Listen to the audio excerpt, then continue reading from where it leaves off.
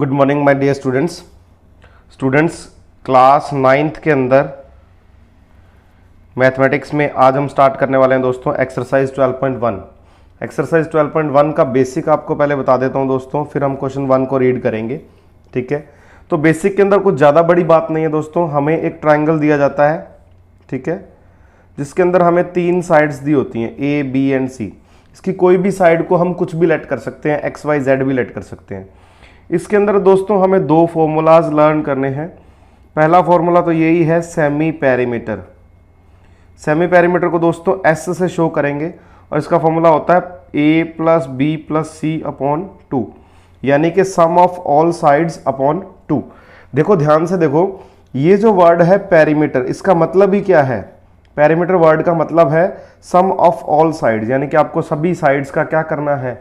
Total करना है। ठीक है, फिर सेमी वर्ड लग गया। सेमी का मतलब होता है हाफ। हाफ करने के लिए हम क्या करते हैं? 2 से डिवाइड कर देते हैं। तो इस तरीके से आपके पास ये s की वैल्यू आ जाएगी। आफ्टर दैट हमें निकालना होता है दोस्तों एरिया ऑफ द ट्राइंगल, यानी कि इस ट्राइंगल का क्या निकालना है? हमें एरिया निकालना है। ठीक है, तो एरिया ऑफ द ट्राइंगल के लिए हमें ये फॉर्मूला अप्लाई करना पड़ता है। s अंडर रूट के अंदर है ये दोस्तों, s minus a, s minus b, s minus c। ये चारों टर्म दोस्तों मल्टीप्लाई के अंदर आती हैं और इसको सॉल्व करने के बाद अपना क्या आ जाता है? ट्राइंगल का एरिया आ जाता है। और एक बात आपको खास ध्यान रखनी है कि जो एरिया की यूनिट होती है वो हमेशा स्क्वायर लगती है, यानी कि एरिया चाहे मीटर में दिया है चाहे सेंटीमीटर में दिया है तो उसकी स्क्वायर लगती है। ये बात आपको ध्यान रखनी है दोस्तों। तो चलिए दोस्तों फर्स्ट क्वेश्चन के आंसर की तरफ चलते हैं। फर्स्ट क्वेश्चन का आंसर क्या कहता है? सबसे पहले क्वेश्चन को रीड करना और उसका मीनिंग समझना बहुत जरूरी है दोस्तों। A traffic signal board indicating school ahead is an equilateral triangle. सबसे पहले दोस्तों आपको पता होना चाहिए कि what is an equilateral triangle. Equilateral triangle क्या चीज होती है ये आपको पता होना चाहिए। अगर आपको पता है तो अच्छी बात है, नहीं पता तो मैं दोस्तों यहां बता दूं आपको कि एक इक्विलेटरल ट्राइंगल वो है जिसकी तीनों साइड इक्वल होती हैं, लेंथ में तीनों साइड इक्वल होती हैं। ये ए और ए होंगी। देखो पहले मैंने ए बी और सी तीनों साइड अलग अलग लेट की थी। क्यों लेट की थी?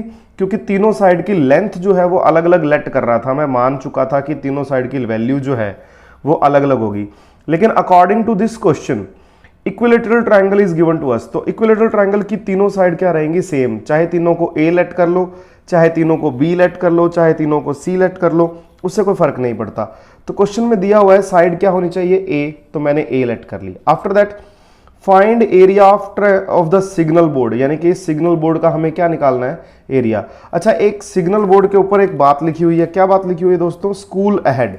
तो ये तो क्वेश्चन बनाने के लिए, क्वेश्चन का मीनिंगफुल बनाने के लिए लिखा है कि स्कूल अहेड, यहां इसके ऊपर लिखा हुआ है, ये एक मैसेज दिया हुआ है। इसका मतलब दोस्तों आपको पता ही होगा कि आगे क्या है? स्कूल है। इसका मतलब ड्राइव स्लो, यानी कि ड्राइव सेफ। तो जो रोड पे ये इस तरीके का बोर्ड लगा हुआ है। हमें क्या करना है? Find the area. हमें क्या करना है दोस्तों? एरिया फाइंड करना of the signal board using heron formula. इस फॉर्मूले को हेरॉन फॉर्मूला बोलते हैं दोस्तों। ये जो फॉर्मूला है एरिया का, इस फॉर्मूले को क्या बोलते हैं? Heron formula. If its perimeter is 180 centimetre. यहां जो ये बात दे दी, बस इससे अपना क्वेश्चन सॉल्व हो जाएगा। If perimeter is 180 centimetre. देखो ध्यान से सुनना आप मेरी बात ध्यान से बेटा। हमें गिवन है पेरीमीटर ऑफ द ट्राइंगल कितना? 180 सेंटीमीटर। तो क्या मैं इसका सेमी पेरीमीटर निकाल सकता हूं? ध्यान से देखना मैं क्या कह रहा हूं। क्या मैं इसका सेमी पेरीमीटर निकाल सकता हूं? बिल्कुल निकाल सकता हूं। 180 में 2 का डिवाइड किया तो क्या आ गया? 90 सेंटीमीटर। ये मेरे पास किसकी वैल्यू आ गई दोस्तों? s की वैल्यू आ गई। किसकी वैल्यू आ गई? s की। आपका आंसर यहां से स्टार्ट होता है दोस्तों। मुझे पेरीमीटर दिया 180 और सेमी पेरीमीटर मैंने फाइंड कर लिया, कितना निकाल लिया? 90 सेंटीमीटर। अब देखिए ध्यान से, पेरीमीटर का मतलब होता है a प्लस ए, यानी कि पेरीमीटर का मतलब क्या है? तीनों साइड का सम। पेरीमीटर का मतलब यही होता है। आपने 8th क्लास में पढ़ा होगा, अगर नहीं पढ़ा तो मैं आपको अब बता रहा हूं कि पेरीमीटर जो है वो क्या है? तीनों साइड्स का सम। तो इसकी तीनों साइड ए है, इसके इक्वल में मैं क्या लिख सकता हूं? 180 लिख सकता हूं। a प्लस ए दोस्तों क्या हो जाएगा? 3a is equal to 180। बहुत इजीली आप समझ जाएंगे इस चीज को। a की जो वैल्यू आएगी वो आएगी 180 अपॉन 3, यानी कि 60 सेंटीमीटर। तो बेटा ये साइड भी 60 आ गई, ये साइड भी क्या आ गई? 60 एंड दिस साइड ऑल्सो 60। आपके पास तीनों साइड की वैल्यू जो आ गई वो क्या आ गई, 60 60 60 सेंटीमीटर आ गई। अब देखिए दोस्तों, हेरॉन फॉर्मूला अब यहां यूज करेंगे एरिया के लिए। एरिया का फॉर्मूला जो अभी मैंने आपको बताया था, जो ये लिखा हुआ है आपके सामने, तो यही फॉर्मूला लगा रहा हूं मैं। सबसे पहले s, after that s minus a, after that s minus b और after that s minus c। ये चारों चीजें जो है वो मल्टीप्लिकेशन की फॉर्म में है। एरिया को दोस्तों इस ट्रायंगल के फॉर्म सिंबल से भी शो करते हैं।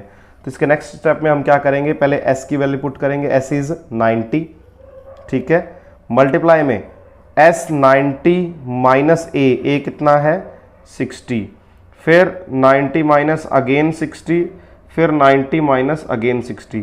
अब कुछ बच्चे कहेंगे सर आपने तो रट रखा है क्वेश्चन, बेटा b की वैल्यू भी क्या है 60 है और c की वैल्यू भी क्या है 60 है।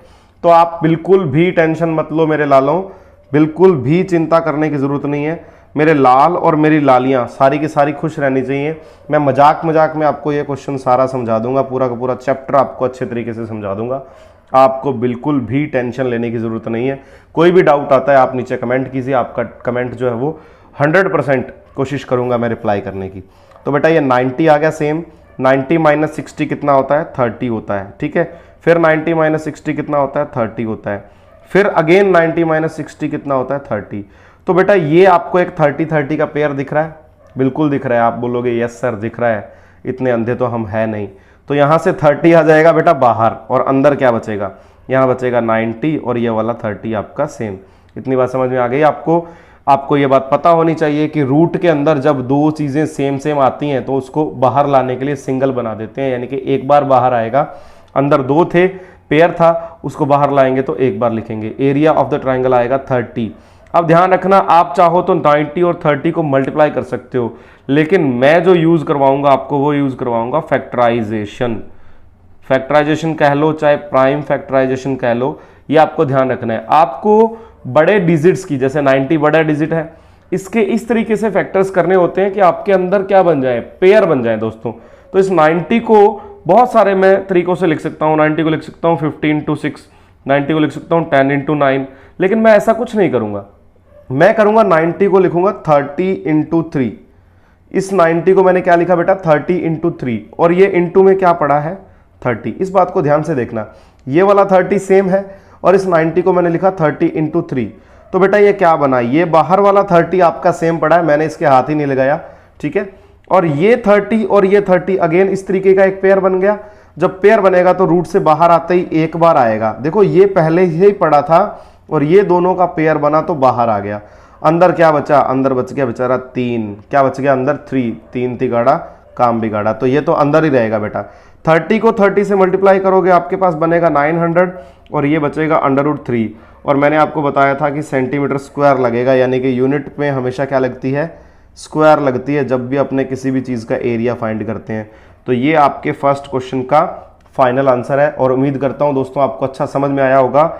जो लोग बिल्कुल नए आए हैं उस चैनल को सब्सक्राइब कर दीजिए मेरे वाले को, और बेल आइकन को जरूर प्रेस कर देना, जिससे आपको नई नोटिफिकेशन मिलती रहेंगी। और कोशिश करूंगा दोस्तों आगे मैं आपको फिजिक्स की, केमिस्ट्री की और बायो की वीडियोस भी प्रोवाइड करवाऊं।